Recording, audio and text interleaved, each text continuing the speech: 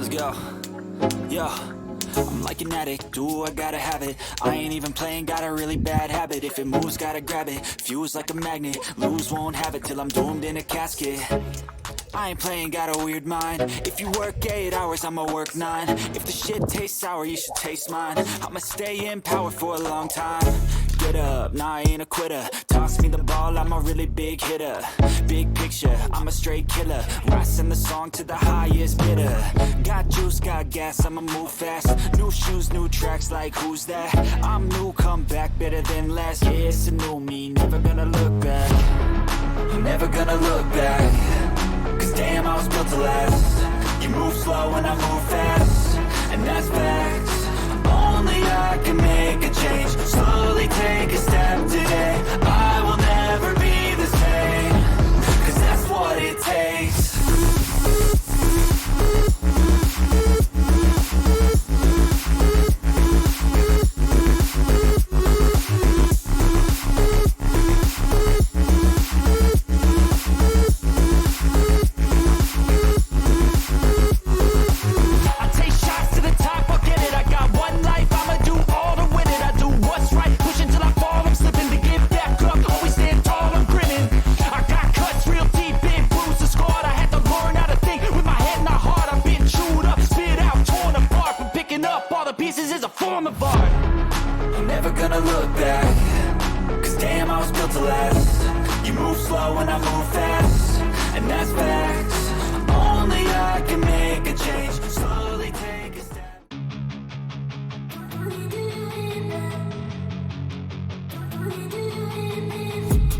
I've been dreaming on in my head like I've seen it. A life worth living is a life with meaning. I'll do what I love till my heart stops beating. I'm feeding this demon. Got a taste, can't erase bitterness in my face. Work a job every day till your dreams fade away. Like a card, never change, play the game that we say.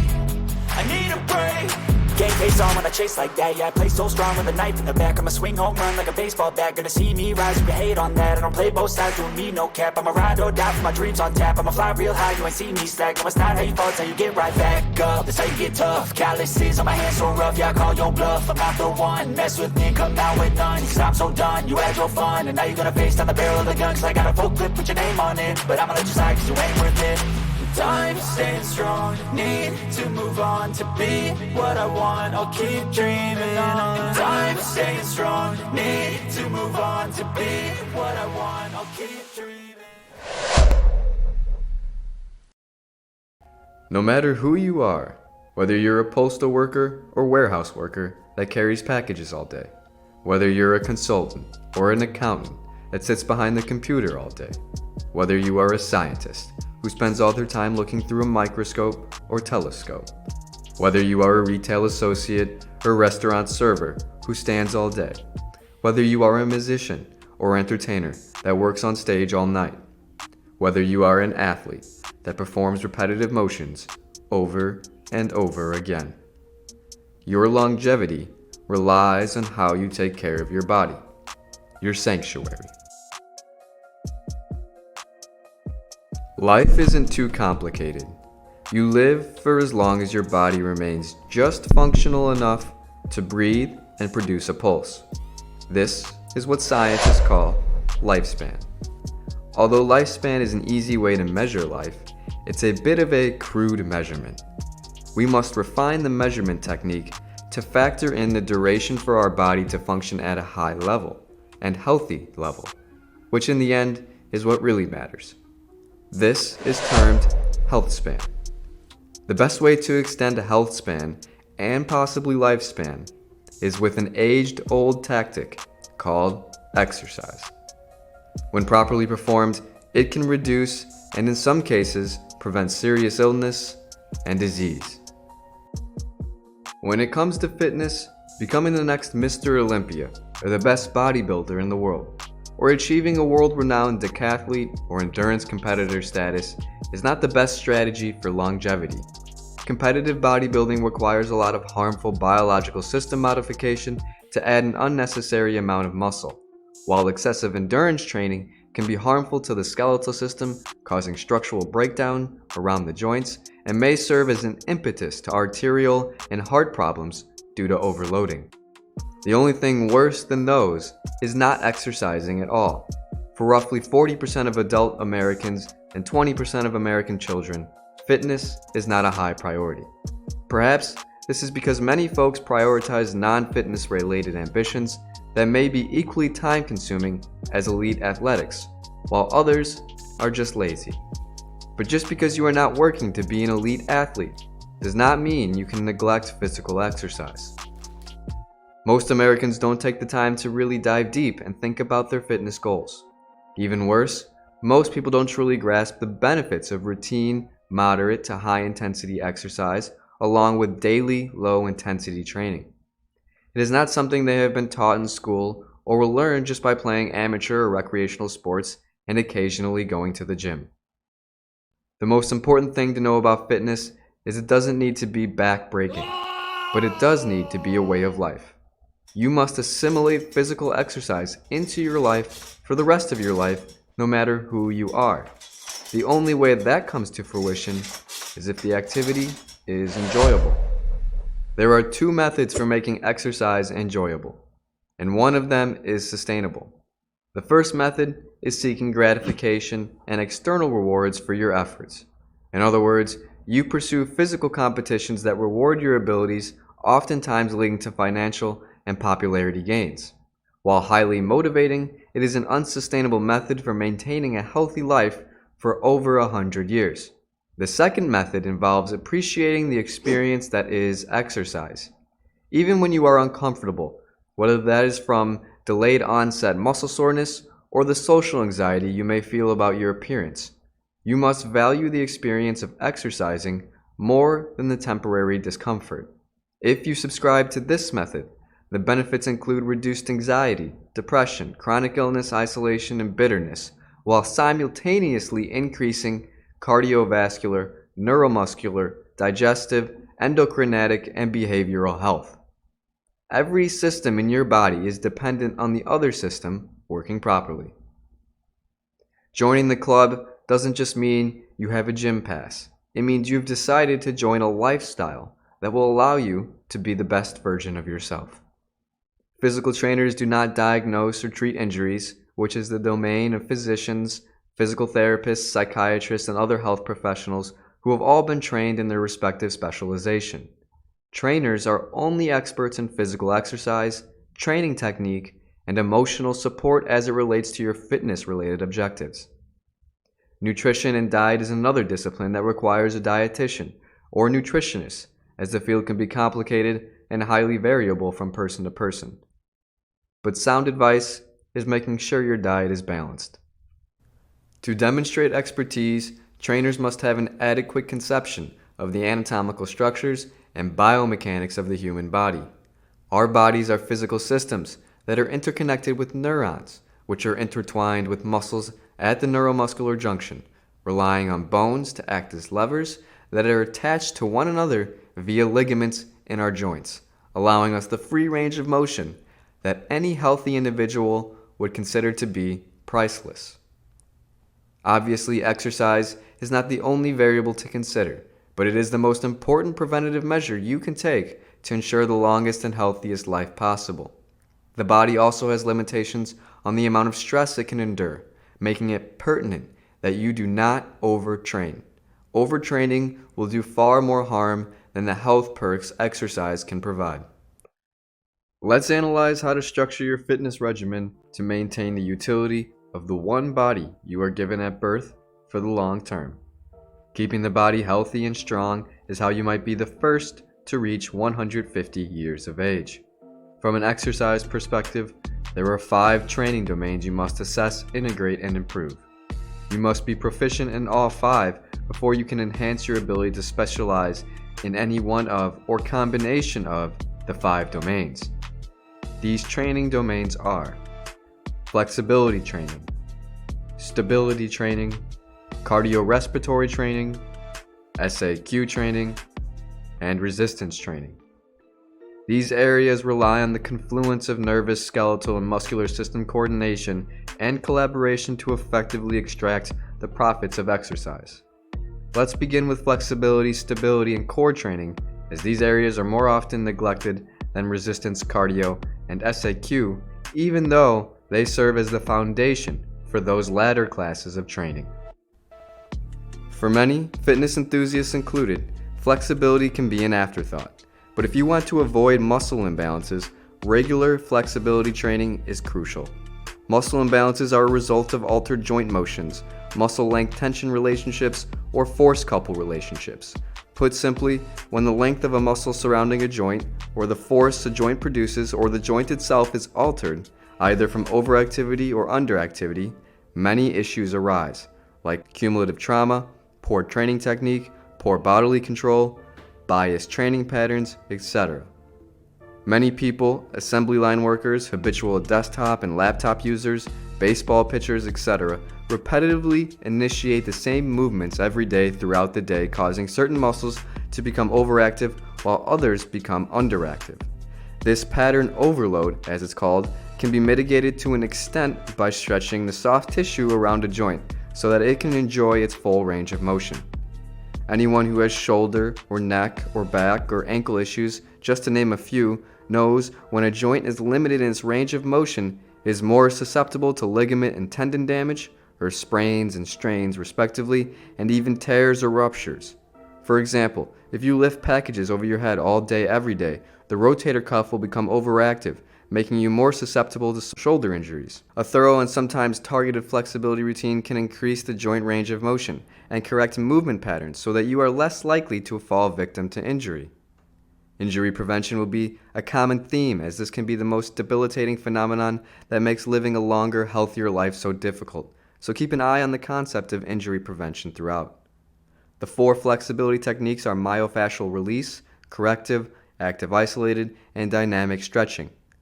Myofascial release is when you apply pressure to a muscle that is sore in an effort to release tightness by helping the tissue relax, more specifically the myofascia. The mechanical effect of the pressure placed on the site causes increased blood flow and neurosignals to direct the muscles to relax. The pressure also causes the elastic muscle fibers to be altered from a bundled position, which causes the adhesion, into a straighter alignment with the direction of the muscle or fascia. Myofascial release activity may involve a foam roller or rubber ball and applying pressure to the desired muscle. The suggested routine is 1 to 3 sets for 30 seconds to the desired muscle region. This technique is useful and can be utilized before every flexibility training routine. Corrective stretching focuses on specific muscle and attempts to lengthen that muscle for at least 30 seconds without moving. This should be done for 1 to 3 sets. By holding a muscle in a stretched position, the signal sent by the muscle spindle becomes inhibited, allowing the muscle to relax. Consistent stretching will improve the length-tension relationship of the muscle and correct any mechanical movements the muscle is involved in. Furthermore, avoiding the straight leg toe touch stretch is advisable, as this position may place the vertebrae and the cartilage discs in the low back under high stress. Anybody with a history of herniated discs or nerve pain that runs down the back of the leg should avoid this stretch. In addition, clients with poor flexibility may attempt to hyperextend the knees during this stretch, which may place high stress on the ligaments of the knee. Active isolated stretching involves motion, whereby the muscle is stretched for 1 to 2 seconds before moving again. The selected motion is performed for 5 to 10 repetitions and 1 to 3 sets.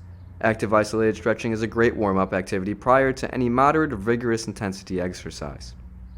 Dynamic stretching uses the force production of a muscle and the body's momentum to take a joint through the full available range of motion. This is done for 1 set of a total of 10 to 15 repetitions. Dynamic stretching is another great warm-up activity. All of these techniques should be incorporated into a strategic routine based on your particular needs. The strategy should be adhered to for the remainder of your life, updating the body part of focus on an as-needed basis. One last note on flexibility training: research has been shown that stretching as a warm-up can reduce maximum strength output when conducted just before maximal strength training. So if you're going to lift 85 to 100% of your maximum weight for 1 to 5 reps, stretching before could slightly impair your results. Another underappreciated exercise domain is stability training. Stability training emphasizes balance, posture, and the core. Almost the entire body is wrapped in muscle, which allows us to manipulate our skeleton and physically move around. How we are able to navigate unsteady terrain without always falling is through balance.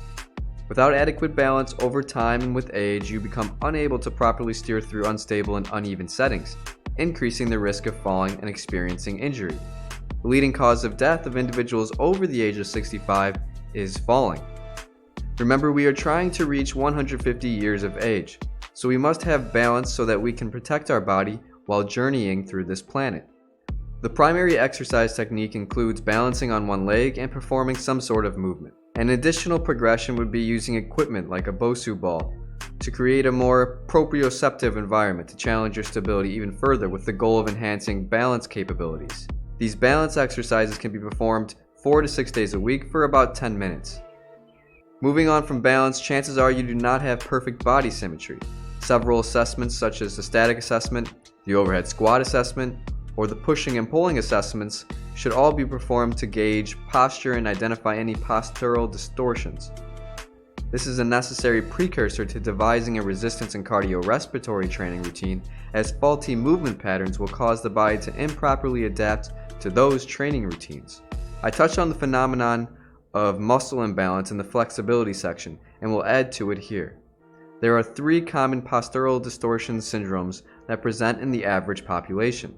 They are pronation distortion syndrome, lower cross syndrome, and upper cross syndrome. Misalignment of the body may not always reveal itself in static assessments, but if there is a deficiency, it will more likely than not emerge during exercise. The first postural distortion, pronation distortion syndrome, includes knee valgus, hip adduction, and ankle pronation. Possible injuries related to this misalignment include plantar fasciitis, shin splints, patellar tendonitis, and low back pain. The second postural distortion, lower cross syndrome, includes anterior pelvic tilt, excessive lordosis, and hip flexion. Common ailments associated with this misalignment are hamstring complex strain, anterior knee pain, and low back pain. The third postural distortion, upper cross syndrome, includes excessive kyphosis, rounded shoulders, and a forward head. Likely disorders pertaining to this misalignment include headaches, bicep tendonitis, and rotator cuff impingement. These possible injuries, along with awkward body symmetry, is motivation enough to incorporate the balance exercises and flexibility exercises that were previously laid out. The last element of stability training is the core. The objective of core training is the development of core stability, endurance, strength, and power. The core involves more than just the rectus abdominis and obliques, which is why it is often referred to as the lumbo-pelvic hip complex, because it includes the hips, glutes, and lower back. When your body is young, you do not realize the importance of core musculature and its impact on movement. For example, sitting and standing up requires the activation of the abs, hips, gluteal complex, and the lower back. If just one of these areas become inefficient at force production, you will struggle just to transition from a seated to standing position or vice versa. If this happens, it is almost impossible to maintain a healthy exercise routine, especially as the biological clock ticks away. There is a great pool of core exercises to choose from and perform 3 to 5 days a week. Sets should include 10 to 15 repetitions in a slow, controlled fashion, except for the medicine ball throws. Those should be performed in a fast, powerful motion for 1 to 10 reps. A strong core will operate as the stabilizer for all body movements and requires special attention as we age. Cardiorespiratory training is often the first activity people perform when their primary objective is weight loss, but it is actually crucial to work on flexibility and stability training first. Working to ensure your body has the mobility, proper movement, and balance to safely maneuver through unstable terrain must be the first step. Once the progression is sufficient, if you are seeking weight reduction through caloric deficit, then cardiorespiratory training is an option. Unlike pure cardio training though, interval training, circuit training, and functional resistance training routines offer the benefit of improved cardiovascular health and weight loss while also adding lean muscle mass. But if you are singularly focused on maximizing your oxygen intake and heart pumping capabilities, then cardio training is a reliable strategy. The cardiovascular and respiratory systems of the human body involve the heart, capillaries, blood vessels, lungs, diaphragm, throat, trachea, and a whole host of other structures that are integrated with the other systems of the human body. For our purposes, we are acutely focused on how the respiratory system allows us to inspire oxygen, which our cells need to produce ATP or adenosine triphosphate, which is the energy currency of our cells. In fact, a majority of the energy, meaning calories you burn during the day, is a direct result of your metabolism at rest, not during exercise. In other words, it is estimated that 60 to 75% of all body energy expended occurs while fasted or at complete rest, such as when you're sleeping or lying quietly.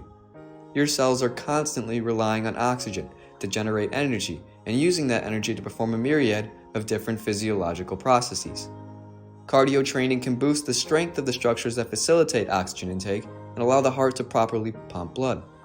Without these structures operating effectively, serious health complications can occur, like hypertension, for example, whereby blood pressure is elevated.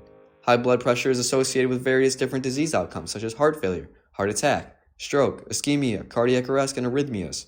As you may already know, heart disease is the leading cause of death in the United States, tallying in roughly 650,000 deaths per year.